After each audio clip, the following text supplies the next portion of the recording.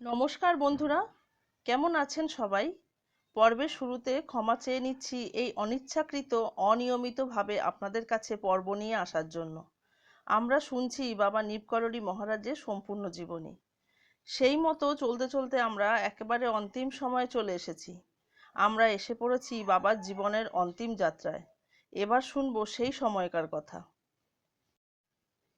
বাবার অন্তিম যাত্রার কথা জেনেছি বাবার ভক্ত হরিদাদার মুখ থেকে। বাবা দেহ রেখেছিলেন 1973 সালের 11ই সেপ্টেম্বর, অনন্ত চতুর্দশীর দিনে। হরিদাদা 1973 সালের জুন মাস থেকে ক্যাচিধামে বাবার কাছে ছিলেন। প্রচুর ভক্ত সমাগম হতো। বাবা নিজের ঘরে বসেই সবার সঙ্গে কথা বলতেন, উপদেশ দিতেন। স্বাভাবিকভাবেই সবকিছু চলছিল, কিন্তু তাও কোথাও যেন কিছু ঠিক নেই। বাবার মধ্যে অদ্ভুত পরিবর্তন। বাবা যেন কিছু নিয়ে চিন্তিত, বিচলিত। ভক্তরা যারা আসতেন বাবা তাদের জিজ্ঞাসা করতেন শরীরে হৃদযন্ত্র অর্থাৎ হার্ট কোথায় থাকে, কি কাজ তার। অন্যান্য ভক্তরা বাবাকে জিজ্ঞাসা করত, কেন আপনি এসব জানতে চাইছেন বাবা? আপনি কি অসুস্থতা বোধ করছেন? ডাক্তার ডাকবো? বাবা বলতেন, আগ্রাতে মাথুর সাহেব আছেন, আমি সেখানে যাব। 8ই সেপ্টেম্বর বাবা ইন্দ্রদাদা অর্থাৎ বাবার ভক্ত ইন্দ্রদমন রঘুবংশী মহাশয়কে ডেকে পাঠান। ইন্দ্রদাদা ও হরিদাদাকে বলেন, তোমরা নৈনিতাল যাও, গিয়ে আমার জন্য ডাক্তার ডেকে আনো। ইন্দ্রদাদার গাড়ি ছিল, তাতে করেই দুজনে নৈনিতাল যান। কিন্তু কোনো ডাক্তার পেলেন না, কারণ ওই সময় কোনো বিশেষ কারণবশত সব ডাক্তার কোনো আলোচনার সভাতে যোগ দিতে গিয়েছিলেন।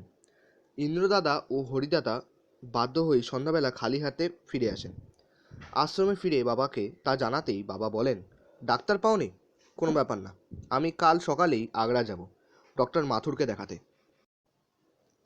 পরের দিন অর্থাৎ 9ই সেপ্টেম্বর বাবা ভোর 4টে-5টার মধ্যে উঠে আগ্রা যাওয়ার জন্য প্রস্তুতি শুরু করেন।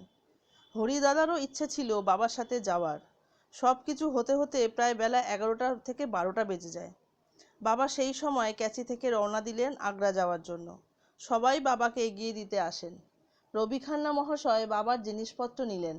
বাবার এক হাত ধরলেন হরিদাদা, আর এক হাত ধরলেন সুধীর দাদা।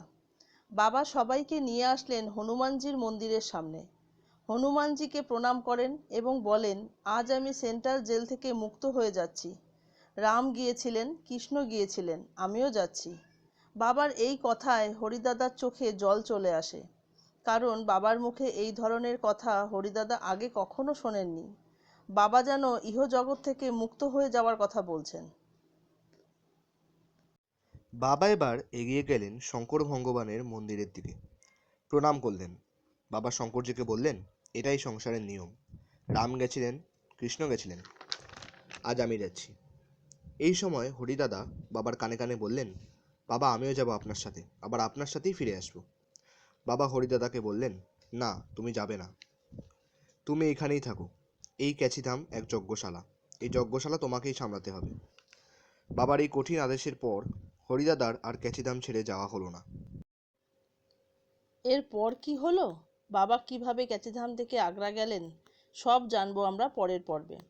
আজ তবে অনুমতি দিন, খুব তাড়াতাড়ি ফিরবো পরের পর্ব নিয়ে। ভালো থাকবেন সকলে। রাম রাম।